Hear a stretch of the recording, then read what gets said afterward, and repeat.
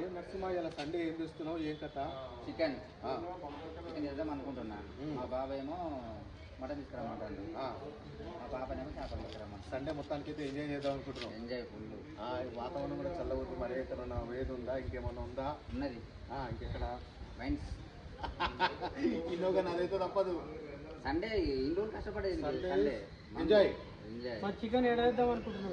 Ravi shop అక్కడ తక్కువ ఇస్తున్నాడు మసీద్కాయ. 240 అక్కడ 230కి ఇస్తున్నాడు. అయితే నువ్వు చికెన్ అంటే నీకు ఎక్కువ చాలా ఇష్టం అనమాట. చాలా ఇష్టమే, అందుకని పిల్లలకు కానీ వాళ్ళకి కానీ అంతా ఓకే. అక్కడ జర 10 రూపాయలు తక్కువ దీనే దగ్గరలో అంటే ఓకే. ఇంకా అన్నయ్య ఇక్కడ కూడా బాగుంటది చికెన్. Ravi shop okay. అందరం కలిసి మరి ఆడికే పోదామా? ఇంకా ఆడ కూడా బాగుందంట.